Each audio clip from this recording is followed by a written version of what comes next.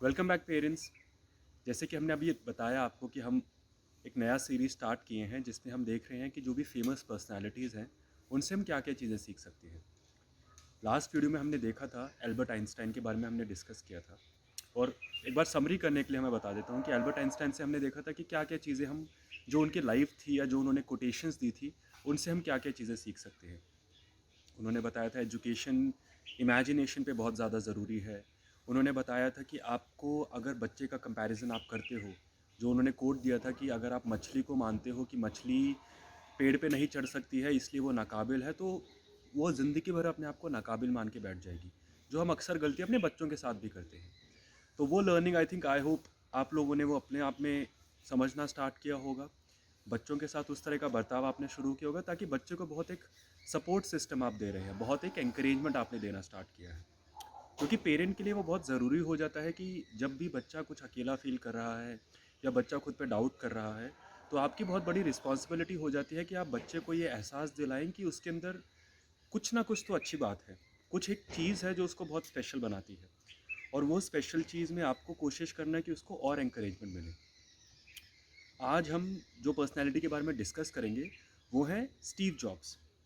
Steve jobs, जिसने भी नाम सुना है, जो भी लोग एप्पल का प्रोडक्ट यूज़ करते हैं, एप्पल आई थिंक आईफोन आ गए, आईपैड आ गए, आपके कितनी कितनी मैकबुक आ गया जो आपके लैपटॉप्स हैं।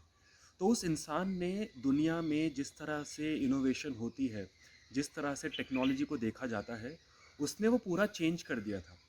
और उनकी भी बहुत मज़ेदार कहानी है कि स्टीव जॉब्स अपनी पढ़ाई कर रहे थे, उनको पढ़ाई में बीच में ब्रेक लेना पड़ा, तो उन्होंने क्या किया, उन्होंने कैलीग्राफी क्लासेस स्टार्ट किया। तो कैलीग्राफी क्लासेस क्या होता है आपका कि आप सुंदर लिखना, ड्राइंग करना, एक आर्टिस्टिक एक्सप्रेशन अपनी राइटिंग में डालने की कोशिश करते हो। फिर उनको कुछ आइडियाज़ आए, फिर वो टेक्नोलॉजी में थोड़ा करना स्टार्ट किया और उन्होंने एप्पल का एक अपनी कंपनी को लॉन्च किया। उन्होंने बताया है, उनका एक जो बहुत महान कोट हुआ है कि you can only connect the dots backwards. आप कभी भी जो भी डॉट्स हैं, क्योंकि कई बार क्या होता है अक्सर कि हमारी ज़िंदगी किस तरह से आगे बढ़ रही है, हम अक्सर ये उलझन में रहते हैं कि यार जहाँ मैं जा रहा हूँ, जिस रास्ते पे मैं जा रहा हूँ, क्या वो रास्ता सही है, क्या उसमें कुछ फ़ायदा होगा, क्या उसमें कुछ फ़ायदा नहीं होगा। अक्सर हमें डर लगता रहता है। या कई बार ये हो जाता है कि हमारी मनचाही चीज़ है कि जो हमने प्लान किया था चीज़ों को करने का, जिस जिस तरह से हमने सोचा था कि ऐसा हो या वैसा हो, अगर वो चीज़ नहीं हो जाती है तो हमारे अंदर क्या चैलेंज आ जाता है कि घबराहट बहुत हो जाती है और हमें समझ नहीं आता कि हमारी ज़िंदगी किस तरफ जा रही है। तो स्टीव जॉब्स का जो कहना था उनका यही था कि जो उन्होंने अपनी ज़िंदगी से सीखा, तो उनकी जो लाइफ स्टोरी थी कि वो कैलीग्राफी उन्होंने स्टार्ट किया। कोई मतलब नहीं था, एक इंजीनियर बंदा हैंड राइटिंग सुधारने वाली चीज़ों को कर रहा है जिस पे दुनिया सवाल उठाने लग पड़ी कि भाई ये क्यों कर रहे हो, बट उन्होंने किया। कोई मतलब किसी ने नहीं लगा, बट वो बस उस टाइम पे उनको सही लगा तो उन्होंने वो चीज़ की। अब उसके बाद क्या हुआ कि जब वो आगे बढ़ना स्टार्ट हुए, तो उन्होंने जब कंपनी खोली, तो जब वो लैपटॉप्स का या कंप्यूटर्स पे काम करना उन्होंने स्टार्ट किया, तो उन्होंने रियलाइज़ किया कि उनकी कैलीग्राफी की जो स्किल्स थी, कि उनको सुंदर फॉन्ट्स में लिखना, कोई भी चीज़ को बहुत अच्छा डिज़ाइन बनाना, वो सब चीज़ें उनको बहुत अच्छी लगना लग पड़ी थी। वो सब चीज़ों से उनको बहुत ज़्यादा हेल्प मिली, जिससे एप्पल बहुत सुंदर बनने स्टार्ट हुआ। अगर आप आईफोन उठाते हैं या फिर आप एप्पल का कोई भी प्रोडक्ट उठाते हैं, तो आप देखेंगे कि वो बहुत सुंदर प्रोडक्ट होता है। और उसका मेन कारण ये है कि जो उनके फाउंडर थे, स्टीव जॉब्स थे, उनका जो एक्सपीरियंस था कैलीग्राफी का, वो वहाँ पे बहुत ज़्यादा हेल्प किया।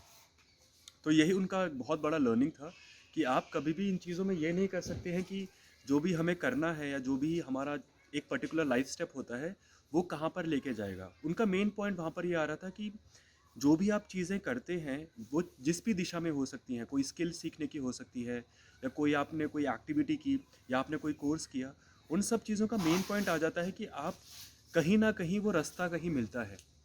वहीं उनका जो कोट आ गया, फिर से समराइज़ करते हैं, you can only connect the dots backwards.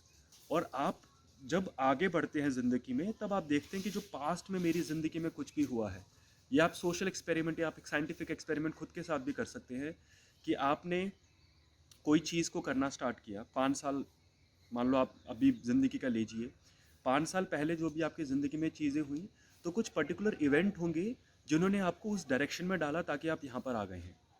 तो वो इवेंट्स अगर नहीं होते तो फिर आप बहुत कन्फ्यूजन में रहते कि यार ये क्या हो रहा है या मैं क्या कर रहा हूँ। इनफैक्ट जब वो इवेंट्स आपकी लाइफ में हुए भी होंगे तब भी आपको बहुत ज़्यादा कन्फ्यूजन रहा होगा कि ये चीज़ क्यों हुई या फिर इस चीज़ का अभी मतलब क्या है। हम समझ नहीं पाते हैं। वहाँ पर जैसे संस्कृत में कोट है, ईश्वरम यत् करोति शोभनम करोति, everything happens for a reason and whatever the plan is God has designed a destined path for us. तो वो चीज़ों पे जब आप फेथ रखना स्टार्ट करते हैं तो आप रियलाइज़ करेंगे कि जो बच्चा है आपका या जो आप भी है, बहुत एक पीस आपके अंदर आना स्टार्ट कर देता है। क्योंकि अगर ज़िंदगी में मनचाही चीज़ें नहीं हो पा रही हैं या फिर जो रास्ता हम सोचते हैं कि हमारे लिए बहुत खूबसूरत है, अगर वो रास्ता नहीं बन पाता है, तब भी आपके लिए एक सबसे बड़ा एक हौसला होता है कि कुछ वक्त बाद इसका मतलब निकलेगा। You just have to hang in there. And this is the same thing जो आपको अपने बच्चे के साथ भी करना है। क्योंकि कई बार क्या होता है कि बच्चा किसी रास्ते पे चल रहा है, उसके साथ कुछ अच्छा नहीं हुआ, पढ़ाई में वो अच्छा नहीं हो पाया या किसी भी चीज़ में वो स्ट्रगल कर रहा है। तो वो जो रिज़ल्ट उसका निकलता है, उसका उस इवेंट को आप इतना बड़ा ना बनाइए कि उस पर वो बहुत प्रेशर आना स्टार्ट हो जाए। कि सपोज़ 10th में उसका रिज़ल्ट आया और वो बहुत ख़राब परफॉर्म किया, तो उस इवेंट को इतना बड़ा मत कर दीजिए कि वो बंदा आगे ज़िंदगी के लिए हौसला ख़त्म कर दे।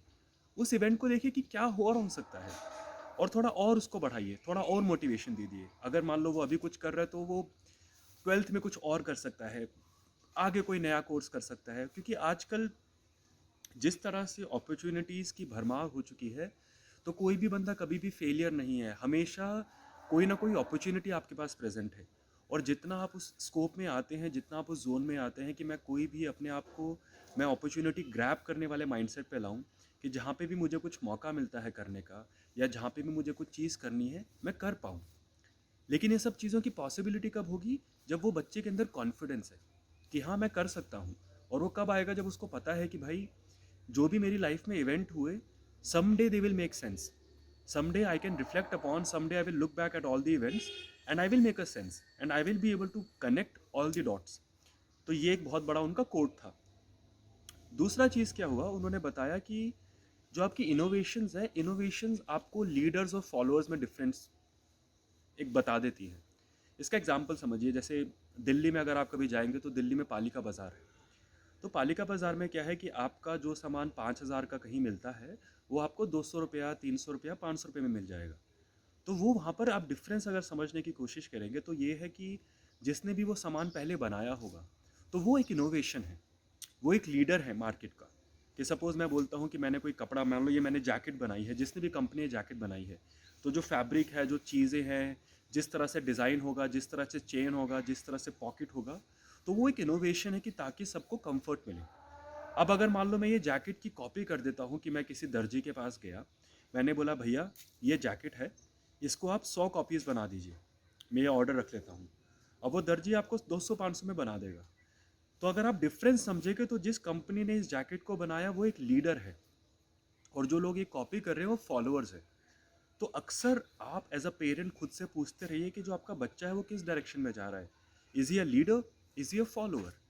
अब वो दोनों चीज़ में उसकी पर्सनैलिटी टाइप क्या है। और वो पर्सनैलिटी टाइप से ज़्यादा आपको समझना है कि जो हमने बात किया लीडर वाला, कि जो लीडर होते हैं वो इनोवेट करते हैं, वो एक ऐसी चीज़ करते हैं जो कभी नहीं हुई है, जो पॉसिबिलिटी नहीं थी या जो किसी ने सोचा नहीं था कि ऐसी भी कुछ चीज़ें हो भी सकती हैं। तो लीडर्स की ये बहुत बड़ी क्वालिटीज़ होती हैं कि वो इनोवेशन बहुत ज़्यादा करते हैं। जैसे स्टीव जॉब्स का ही फॉर इंस्टेंस मैं एग्जांपल लेता हूँ, वो बहुत बड़े लीडर थे। क्योंकि उन्होंने जब वो कंप्यूटर्स का काम स्टार्ट किया, जब उन्होंने डिज़ाइन स्टार्ट किया, तो उस टाइम पे सब लोग बोलते थे कि भाई कंप्यूटर का काम कंप्यूटर है, तुम्हें चुपचाप अपना मेल खोलना है तुम्हें। क्योंकि अभी तो हमारे पास इंटरनेट आ गया, हमारे पास ये सब चीज़ें आ गई। उस टाइम पे पहले कुछ भी नहीं था। उस टाइम पे सिर्फ एक डब्बा था, छोटा टीवी टाइप, और उसमें कुछ काम हो रहा था। तो उस टाइम पे वो इमेजिनेशन रखना, वो सोच रखना कि लोगों को सुंदर चीज़ें अगर मिलेंगी तो कितना अच्छा होगा।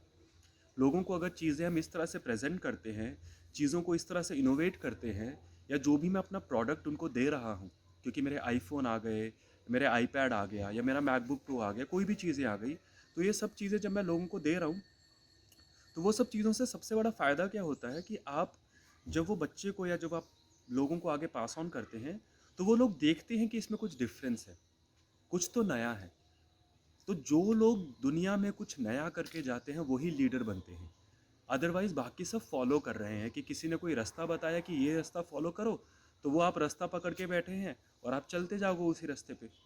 लेकिन लीडर्स जो होते हैं वो इनोवेट करते हैं, वो इनोवेशन पे बहुत ज़्यादा काम करते हैं। स्टीव जॉब्स ने कैलीग्राफी का काम करके अपना एप्पल प्रोडक्ट को इनोवेट किया। फिर उन्होंने पिक्सार किया, जहाँ पे गेमिंग को, जहाँ पे एनिमेशंस को उन्होंने बहुत ज़्यादा तवज्जो दिया। तो वो सब चीज़ों से क्या हुआ कि उन्होंने कोई चीज़ को डायरेक्टली कॉपी नहीं किया।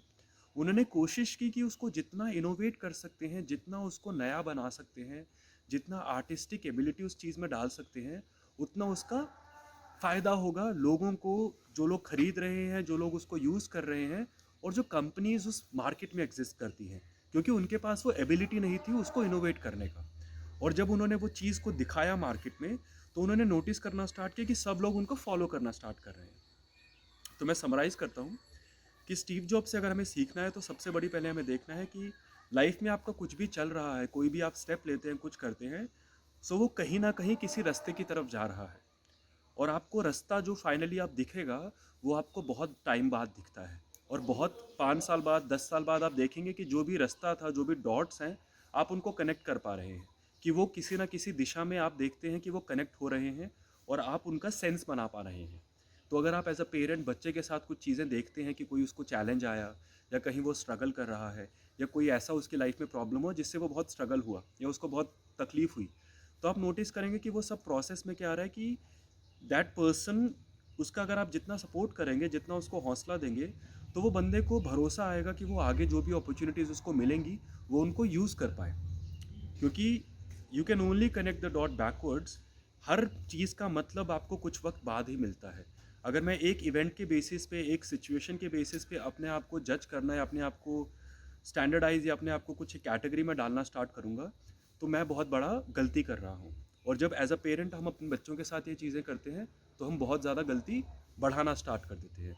तो आई होप ये बहुत ज़्यादा इन्फॉर्मेटिव आपके लिए वीडियो रहा होगा, एंड आई होप बच्चों के लिए आप बहुत अच्छा चीज़ इसमें करें। Thank you, see you in the next video.